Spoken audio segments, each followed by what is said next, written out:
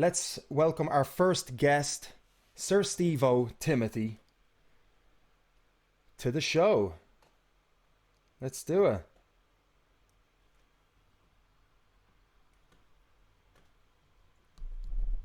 There he is. Hello. How's things? Hello, Stevo. How are you keeping, brother? I'm good. I'm still alive, so I can't complain too much. That's like the first thing everybody says, isn't it? I'm still alive. I'm surviving. Yeah, No complaints. Things are good. Well, that's great. Listen, first of all, thanks so much for coming on to the show, man. It's a pleasure to actually no meet you. problem at all. Yeah. I'm melting in the car. I think I'm going to die of dehydration or something. So what's the story? You're always in the car. What?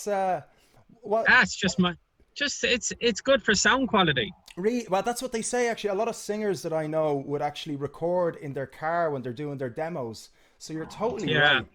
Amazing, man, amazing. Well, you do sound great on this side anyway. Tell me what's the story. So a lot of people know a lot about you anyway from my stream. But tell us a little bit about what you're doing recently, man. Tell us about this charity.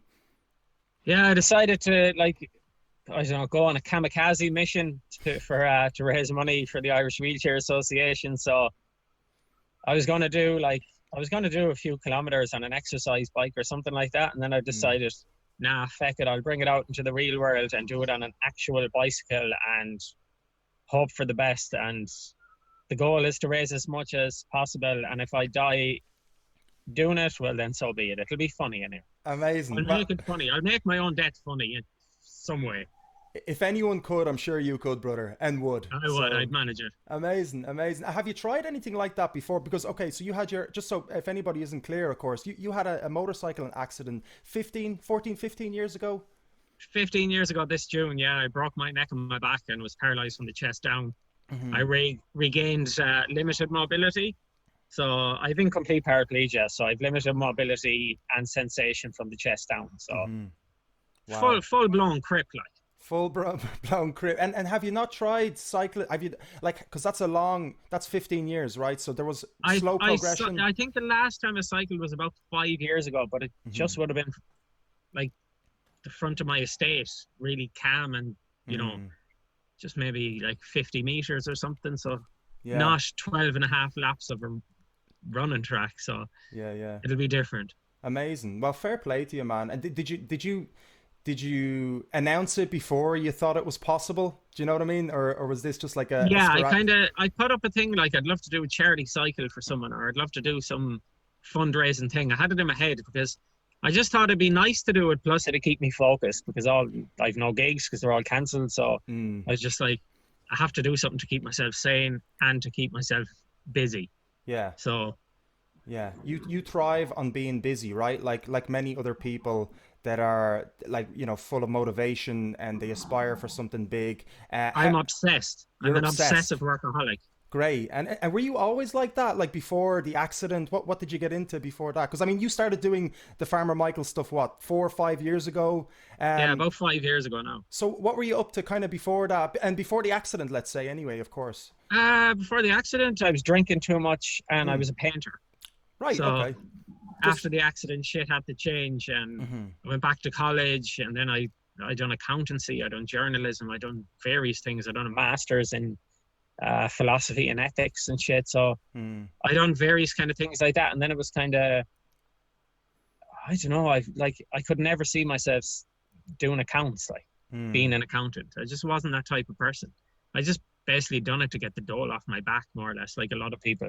yeah. So it's just like I didn't know what I was doing or where I was going. I was going to go back and do a PhD, and then I suppose I just done a video with my brother in the car one night, and this happened.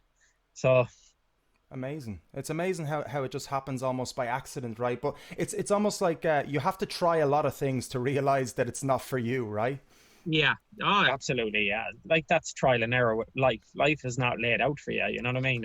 Mm, You know what I mean. People will always use those old cliche terms like, oh, it'll find you in life. Whatever's for you won't pass you, and that's all bullshit. You know what I mean? mm, That's bullshit. Say that to some, child in sub-Saharan Africa that's lost all of his family to AIDS. yeah, Like it's well and good to say in fucking Western rich countries where like, oh, it won't pass you. Bollocks. You know what I mean? Life is yeah. not laid out. Life is life can be fucking shit and hard, and look, some things you will find your way in, some things you won't, and others, and you'll die an unhappy person, and that's just life. You know what I mean? So Yeah. Yeah, it's like people some are unfortunately kind of brought up, right, to sort of follow a systematic approach to living, like it's a instruction manual or something, yeah, and yeah, that you yeah, shouldn't be making those risks or mistakes because well, first of all, you'll stand out yeah, from the yeah. crowd, isn't it? So how have you found, like, your whole kind of rise to sort of fame? Like how are your, like, relationships first? Like, a lot of shit changes, right? So how are your relationships with people that you knew before? Are you still good with those people, or that's a Oh, weird it's still question, good. but I was still good with them. Like yeah. they are still my friends. I have no like new friends from this really because I'm a kind of closed person. So Mm-hmm. most people I hang around with are the people I've always hung around with and things like that. And my outlet doesn't really understand it. Mm-hmm. He kind of knows I do things on the internet, and he's seen me on telly once or twice and kind of like, oh yeah, but he still doesn't get it, I think. You know what I mean? So that's odd. My Yeah. brother Jamie has a learning disability, but he kind of gets it. He'd be like, "You're Farmer Michael," so he kind of gets it, and he only likes the songs I do. He Okay. doesn't like the other bits because he probably wouldn't understand them. Yeah, yeah. My friends think it's weird though. Like they can't, as much as myself, they can't get used to people coming over wanting selfies and people beeping and waving and stuff. Like they're just like my friend Colin would be in the car and go, "Oh fuck that, Timothy! How do you put up with it, man?" And I'm like, "I don't know. That's just the way it is now. You get used to it." That's So amazing. That is unreal, man. I'd say, it's weird. Like yeah, it's surreal. You know what I mean? it's a It's surreal. dream. It's a dream, is it? Not really a dream. It can be a nightmare too. I find it uncomfortable. Like, and I'm Yeah. only in a little tiny microcosm. Imagine being Conor McGregor or Britney Spears or something. Like I'd have shot myself a long time ago, or I think, or shot someone else. I don't think I'd be. One or the other. Well, I guess that's it. Yeah, for now, you're kind of like, I mean, you still have 500,000 followers on Facebook. I mean, that's quite a lot for Ireland, a small nation, right? You're getting some attention from abroad as well. Like, is there any countries that you're kind of like surprised that are interested in sort of like in you as a? I suppose Germany. We've a lot of followers in Germany, Mm, which is kind of weird. yeah, Like most of our followers are from the UK at this stage. Like the UK now is our big market. Like sure, that's makes where we sense. like we just do an Irish tour because we're expected, Mm, but the UK is where where the big shows will be, and the big, you know, we'll have celebrity guests and stuff like that. You know what I mean? Because mm, I don't know, it's almost that it's that Irish thing that if you're accepted in Britain, then we'll accept you. But at the same time, fuck the Queen. You know what I mean? It's that subservient thing that, like, we hate the Brits. Oh, the Brits like them. Maybe we should too.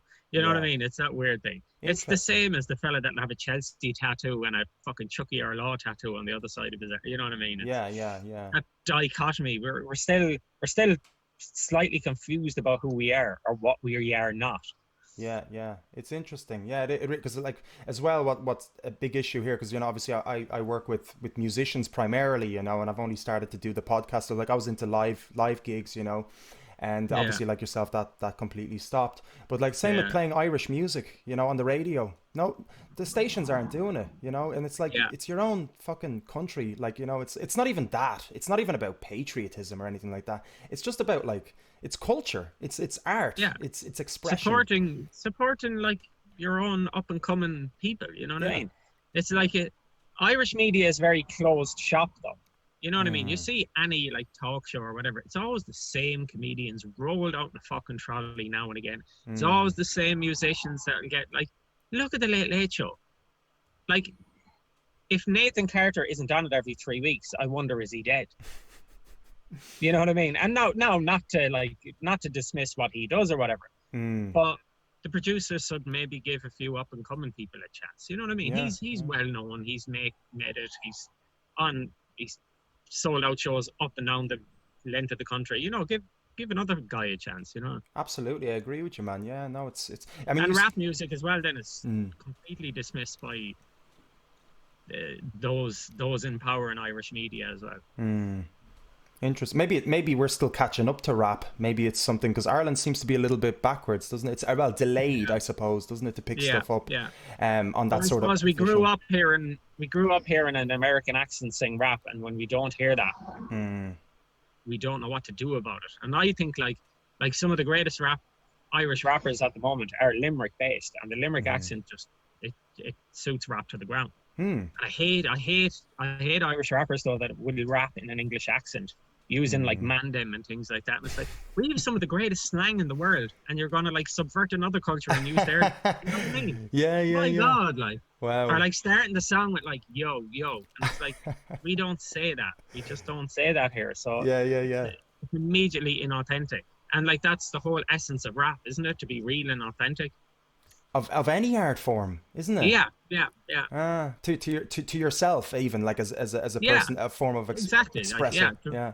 like to put on a fake accent and rap, I think is like you should be up in the UN human rights trial. You know? You know, I saw it's Darren Conway. You know Darren Conway, we had him on the show. Yeah, he's awesome as well. So he did like a skit on that, which is great, and he was doing like yeah, check out me new rap tune, you know, and he's talking like, you know, in an accent, and then he's like straight up from Compton, from the, you know, he's like, wait, what are you talking about? You're not from Compton, you know, and it basically makes fun of that situation. What we're talking about here now is that, you know, we're what are we taught? What are we singing about? What are we, you know, not we, but I mean, people generally, you know, have to be sort of, you sort of have to fucking be a bit are real. completely taken on MCing from the UK, Stormzy style. Yeah, you know what I mean? It's kind of like, what? That's it, man. What do you want about a girl then? When do you use girl then in a real world situation? You know what I mean? Fucking hell, man. You know what I mean? Yeah. And you're wasting your energy then putting it into that because it might sound good and they're doing it well. And it's like, but you're cheating yourself at the same time. You know, I don't know. Fuck it.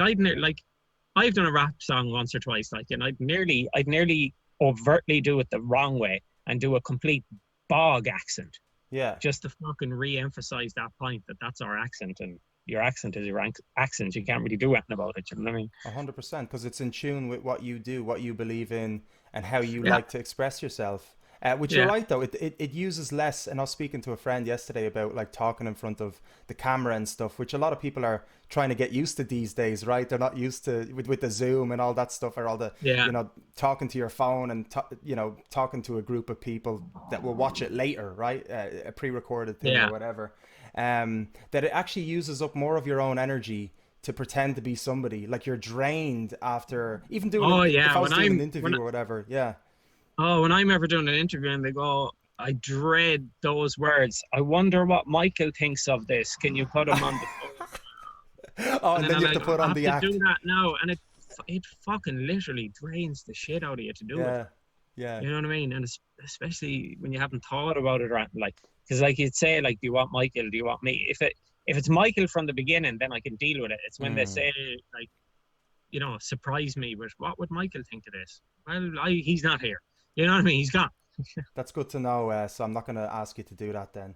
Had to get that caveat in there quick, like. Thank God we cleared that one up.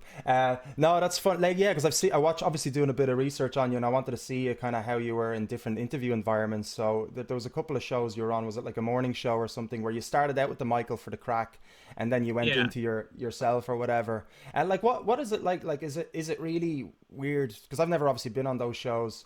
And like, does it feel really forced and being interviewed in that kind of position compared to having like a podcast? No, not really. Like sometimes it's easier on the radio for some reason. If I'm in studio, that's easier, I find. Yeah. Because like you have, I suppose if I'm in an environment I'm not comfortable with, then it's easier for some reason because there's other things around, things I'm not used to. So things I can pull on. Who's that over there, Kathleen, or whatever? Oh, look, mommy, I'm on the radio, and start grabbing. Do I speak into this? Is it this one? You know what I mean? And just act the bollocks, really. You know what I mean? Yeah.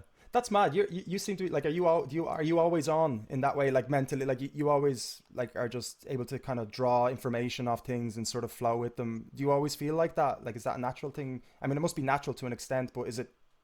Well, I suppose when I get into Michael mode, it's kind of almost like I could do Michael, like telling a story for maybe 4 hours and just add elaborate bullshit facts into it.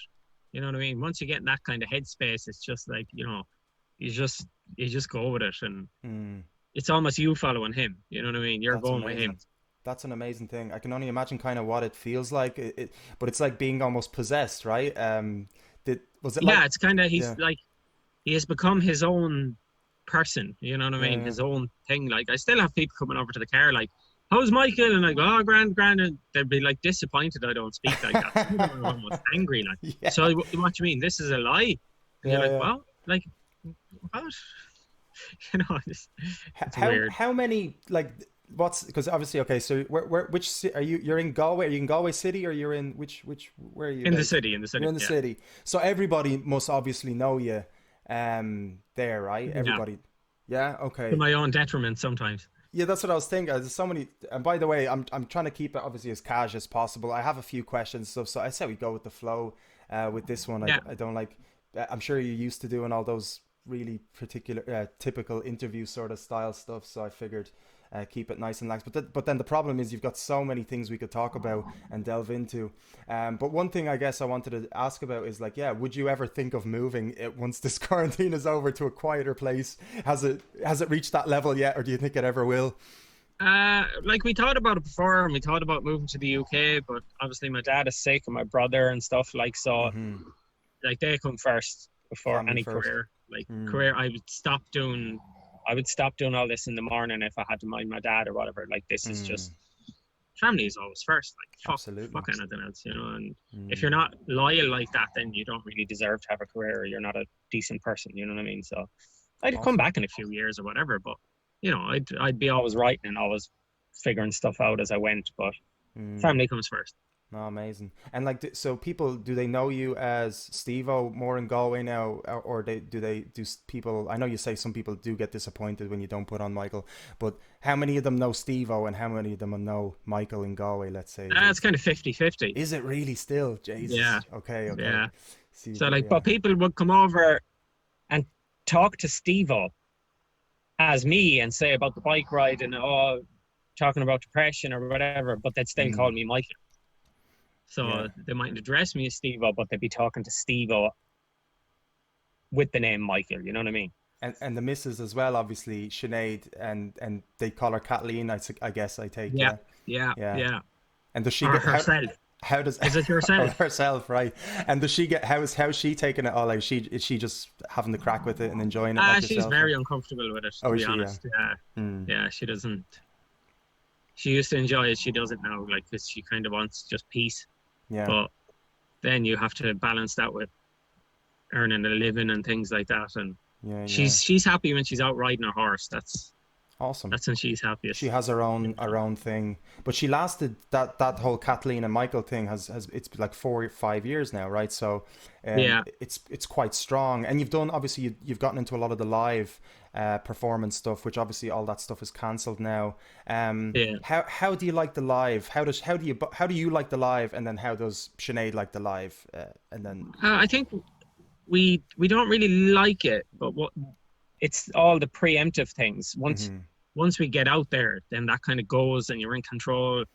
You're up there. That room is listening to your every word and whim. You know what I mean? And then mm, after meeting people and the stories they tell you and things, and I suppose it's that part of it, and just mm, the sense of accomplishment. Then coming home after 2 weeks, knowing you've done like 10 huge shows in the UK, and it's like, we done it. You know, mm. on the way home. You know what I mean? And it's just that nice feeling and all the mad memories from like meeting people in London and Liverpool and Manchester and Nottingham and Glasgow and every sort of place, you know. So it's just Mm.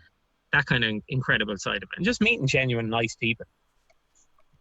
Yeah, yeah. No, that's awesome. Like, that's something I would love to start getting into a lot more. Obviously, after this thing, is more the Yeah. live gig scene and things like that, and move around a little bit. But you have a great concept here. You've got you're particularly doing the Farmer Michael and Kathleen stuff live, or are you doing other things as well outside of that, or are you Oh trying to no, move like away? half of my other characters, people don't even know them. It's just Mm, Farmer Michael, and he's the one that is flew to the top. And it's like, ironically, one of the characters I didn't really like doing too much. So hmm like, it's like, it just shows how life can work, you know what I mean? So, Yeah, yeah, but he yeah. has evolved greatly. Like when I first started him, he was very deep accented, very west of Ireland, very cliched. Then obviously people started saying like, I wonder what Michael's opinion would be of X, Y, and Z. So like, Hmm. then we kind of got onto topical things, and that's when we kind of blew up to another level. And then we got into doing the football and the Everton and stuff, and then I went into another level. So it's like, you know, and then the few songs as well. They were some of our biggest things. Just sitting in the car one day like that, and just like a song would come on the radio, and it'd just pop into my head. Jesus, this would be funny with a farmer thing, and I'd be like, just give me a minute, give me a minute, give me a minute, give me a minute, and I just like record now. I'm ready, and I just do like some bogger version of some song. So it's Yeah. better when it's like sporadic and just off the cuff instead of thinking about it. Because I'm crap at remembering lyrics. Hmm. Like myself and Sinead, we done one or two where we wrote them out fully, and I'd mess it up. We could be driving around Dunn's car park for 3 hours, shouting at each other and everything. Like, I can't get it. I can't remember it. So Oh, that's crazy. So yeah, you just do it on a whim, just no planning. Majority of the videos you'd get them in one take, do you reckon? one or two, yeah. Usually one. Like you just cut the beginning and the end, where I'd be like, okay, okay. We tried to hit 3 points, hit three Hmm. things, and have the closer. Like so, hit. All right, so it's Donald Trump, what he said, what Michael thinks of what he said, what other people think of what Trump said, Hmm. then something about Trump or Americans in general, and then a closer. So you'd have Hmm. 2 points and a closer, kind of. Where did you learn that? Where did you come up with that formula? I know it's a simple one enough, people would say, Trial but and error, just trial just and trial error. and error. Yeah. Yeah, like because some of our videos back in the day, we never really had a closer. The Hmm. joke was just implied in it, and it kind of you'd hit it in the middle, and then we found it kind of more, I don't know, more aesthetically pleasing and audially pleasing, just to kind of have it Hmm. at the end and just when you're watching it back. But I tend not to watch them anyway. Oh, Like you wouldn't Sinead watch will back your show it to stuff. me. No, Sinead will show it to me after it's recorded, and I'll be like, just get to the end part and see does that hit. Otherwise, like, I don't know. You don't. You're sick of hearing your own fucking voice after a while, and Yeah. After so many videos, right? You've done so many. yeah, So yeah, you you can just kind only. of get tired of it, I suppose. And Yeah, that's fair. I can see that happening. Absolutely, yeah. You also try. I was watching one of your interviews with I think it was Jamie Carr. Was it the Jamie Carr one where it's like you should have something that's quotable. You should be quotable, and I like that piece of advice as well for people that are yeah, trying to rise up. So you've got a lot of yeah. that. If people only come up to you and never quote something from your videos, Mm, then I find that you're not going to be really remembered in the grand scale of time. mm-hmm. Like everyone will always remember, like Kathleen, you tapeot, or come out, you cunt, or they're just things that is shouted at us so much. Like I think I'm the only person in Ireland that's regularly roared at you cunt in the most friendliest way Yeah, possible. You know what I mean? Like it's so odd. Like yeah, that's amazing. so, I Wow. think it's quotables. Like because like I see a lot of people doing, as I was saying to Jamie J. Kerr, relatable videos and get great success with them, but I don't really see that as comedy. That's just Mm, more kind of like, oh, them people is doing what we does do kind of mm-hmm, stuff. mm-hmm, It's not. mm-hmm. I'd never love my stuff to be relatable. I want to be surreal. I want, like, it has to be out there. It has to be cracked. Mm. I'm a bit cracked myself, so I want the character to be uber cracked. Do you have any like characters that you haven't shown people that you've just kind of kept I have a for a few, good yeah. time or? There's a few, yeah. I Mm, won't really. Well, there's what like we do the ones we do is like Father Finnerty. I only introduced him recently enough. He's a priest, obviously, but mm-hmm. he's he's a kind of a cool priest. Well, he's very straight up priest, but he gives glimpses of how much of a thug he is. Okay. So, and then there's like we done the posh rugby twats a good few times. Typical D4 couple, but that's so cliched. It's almost like you don't like doing it. Yeah, yeah. But that was we were asked to do it by Rugby World Cup, the official Rugby World Cup. They said, "Would you do a few sketches?" And we were like, "Yeah, yeah." It's a funny story. I remember, I think it was RTE or something. They had like a lot of Irish comedians doing these like uh, talking about the rugby, and I was like, Mm, you feel down when you're shunned and you don't get an opportunity like that, and you kind of like mm, we weren't asked to do that. And then all of a sudden we had an email from the official Rugby World Cup and said, would you do sketches for us about the matches, and we'll put them up on our Twitter. And it was like, yeah, fuck you, RT. I don't give a fuck. You know what I mean? Here's the real thing. You know what I mean?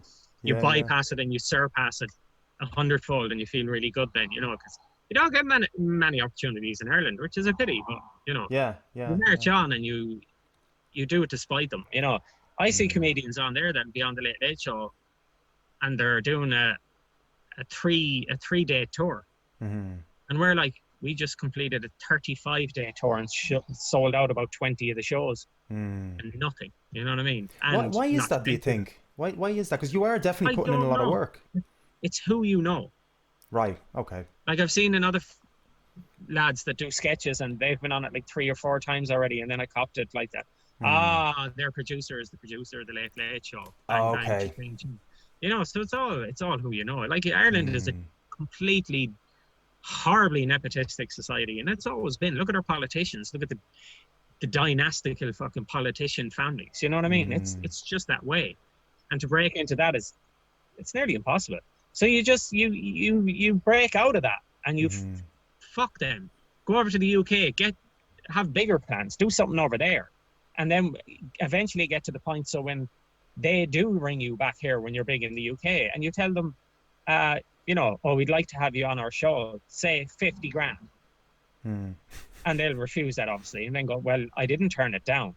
You know what I mean? You're not, because like in the way I'm kind of seeing things, like you'd love to, like when they ring you up, oh, hi, it's blah, blah, blah from the Late Late Show. We'd love to, no, I'm doing fucking Graham Norton. Oh, fuck yourself.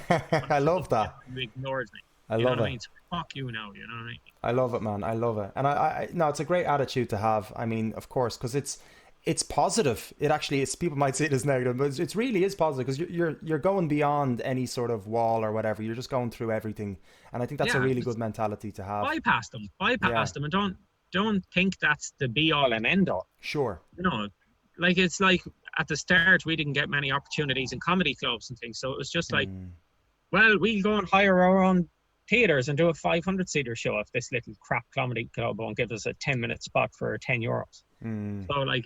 So then within a year of starting to do live shows, we were doing Vicar Street. So it's like nothing's impossible, you know what I mean? It's amazing. So do you guys manage all your bookings? Do you do all the social medias? Do you do everything? Yeah. It's a fair full-time job, but yeah. How do you manage with all of that? How much do you sleep? I mean, do you sleep? That's a lot of work, isn't it? I do sleep, but I'd wake up and I'd find myself on my phone sometimes. I'd be on Twitter half asleep checking something or responding to an email or something like that. So it's weird because people only see it from a, you know, superficial thing. Oh, you just do a video and then you do a show. That's an old show once a week or once every 2 weeks and do an old video, and it's like a small bit more to it than that. It is a full-time job, like, you know what I mean? So 100%, man. Yeah, I mean, you're also replying to comments, right, as well, all these little things as well. Yeah. And you're even in the last 2 weeks doing this, like I think I've done more interviews than I have actually physically training. How many interviews have you done in the past 2 weeks, actually? How many? What's kind of Jesus, 50 maybe or something. 50. Wow. Like one day I think I done like about 7. It started at 7:30, 35, 25 to 8 on Q102, and then I went on for I even have them stuck on my head which interviews I'd done and which times, and I screenshot the emails, because if I don't screenshot something and it's not in my gallery, I will forget it. Everything I need to remember, I just screenshot gallery. When it's done, delete photo. You know, it's just... Well, I appreciate you doing this interview, man. We're like a small town little you're welcome, podcast, you're welcome. You know, that's it's only because I had nothing better to do today. You know? No, you'd be like, you know, we still do podcasts and we still do interviews. Like, we'd never turn someone down because, they're not a huge, it's not, you know, 2FM or something. Because I believe that's the whole essence of being an absolute prick. You know what I mean? And I never want to be that person. I never want to be that way. That's amazing, man. Fair play to you. Fair play to you for staying humble. Do through all that success that you've had. Have you? I don't want to I'm keep. humble, but I'm also God, you know, don't Yeah. forget it. There is that 50-50, of course, isn't it? You Yeah. have The to old have the balance. bipolarism kicking through. Like, 1 minute I'm crying, the next minute I'm Farmer Michael, I am Jesus. And that's why people love you. Yeah, I think so. I think so. I think that I don't know, because I can be a bit outspoken about certain things, and you know, about bullying and depression, and Mm, you know, I go after people with a fucking vengeance, and I make no apologies for it. You know, if you're not going to mm, say it to someone's face in the street, don't say it online. And if you do say it online, mm. be ready that I may approach you in the street. Do you So get a you know what I do you mean? get a lot of hassle, like, because you're outspoken, but you are outspoken in a positive way, right? Like you stick up for people, you stick up for minorities, you have done that in the past, and you still do that. Do people misconstrue it all the time? Is it like, how do you deal with that? Because I Oh know yeah, they do, yeah. but Oh yeah, definitely. Like, mm, you know, I'm doing a. Oh, I'm about to sneeze. 1 sec. go for it. Bless I'm you. doing a song at the moment, like, because I done a rap song before about depression and stuff like that, and Hmm. went to #1 the iTunes chart, so it was like mad. And so I'm doing another song now with William Casey from Limerick, Hmm. and it's about traveller stereotypes, and it's about me playing the obviously discrimination filled traveller hating settled person, and he comes into the pub, and it's a to and fro challenging back. And I mentioned that Mm. we're doing a song, and they wanted, you know, to say that horrible word, you knacker lover, and what did they have ever done? And you get the usual shit like that, like, and then that's from my own community against me for even having the goal to do a song with a traveller, and you're like, Mm. fuck you, you know what I mean? Yeah. How dare you? How dare you? Is the word impugn on me what I can do artistically with my music or with my videos? You know what I mean? It's like, Yeah, fuck off. 100%. Because I You know? mean, you're giving attention to this issue, right? And what happens is those people don't give attention. They probably snigger at it in their own homes, but would never Yeah. speak about it. Well, they Never. don't want to like shun on their innate racism. Mm, They don't want that to be shown because they just say, well, travelers bring it on themselves because they're all thieving, they're all horrible, violent people. So don't ever speak about it. How dare you? You know mm, what I mean? Why mm, don't you do a song mocking them?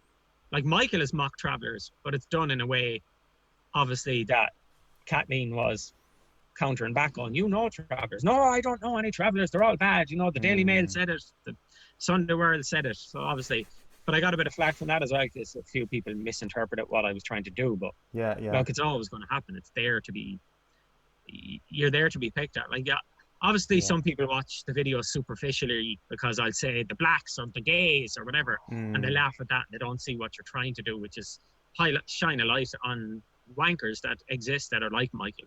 yeah. But I see also at the same time, you have to make Michael kind of lovable in a roguish sense to be to have to have a something in common with him Hmm. because he has to be likable too at the same time. Otherwise, he'd be very abrasive and you wouldn't grow to love Michael. You know what I mean? Hmm. Hmm.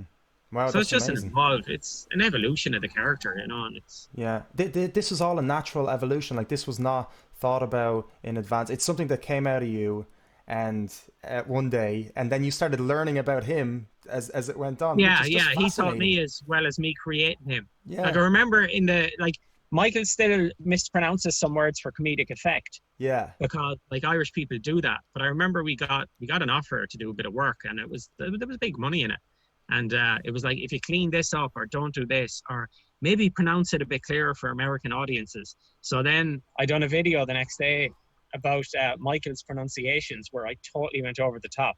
So instead of clearing it up, I made Michael more indecipherable and made the mispronunciations more 100% more fold just Hmm. to piss those people off. And we lost the work, of course, but I didn't give a fuck because the rebellious streak in me just like, you're not going to tell me what to fucking do. You know what I mean? So Fair play to you. Sticking to your guns, man. I love that. That's really we great. lost work as well with Lufthansa, the airline, before the German airline, because they wanted us to do something with their Irish base because they have an Irish base, Hmm. whatever franchise here or whatever you'd call it, a branch here. Yeah. And so the next day I done a video about Hitler invading Mayo during World War II, and that's why Mayo people are so thick. And we just lost it immediately. He goes, I seen the video you done last night. We can't go ahead with this. And I was just like, thumbs up. Yeah. So I'm a bit of a like shoot myself in my foot kind of Oh twat man, sometimes, but you know what I mean. Fuck it. that's That's so life. good. That's so fucking good, man. Jesus I think Christ. it's just that's the stereotypical Irish rebellious streak, isn't it? Yeah, yeah, I guess so, man. To your own detriment. That's awesome. No, it's amazing. Fair play to you. What was kind of the weirdest job you got offered and did? Like, is there some kind of random? Okay, I guess Lufthansa's pretty random enough, isn't it? What's like what's something random? I don't know if I'm losing coverage or you're losing coverage. Oh, you froze there. Yeah, once let's see if we can see if it comes. I can still hear you though. I don't know if you can hear me.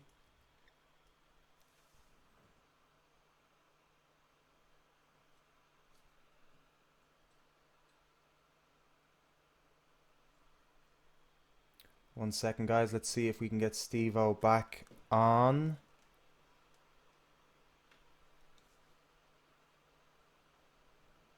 This is the beauty of online interviews. Let's see if we can get him back. So yeah, let me know, guys, how you're enjoying the show so far, how you're enjoying my first guest today, Sir Stevo Timothy. What an awesome chat. What an absolute gentleman. So thanks so much for all of you tuning in and having a listen to our conversation. It looks like we might have lost him. It does happen now and then on... This time it's happening on Zoom. So let's see if we can get him back.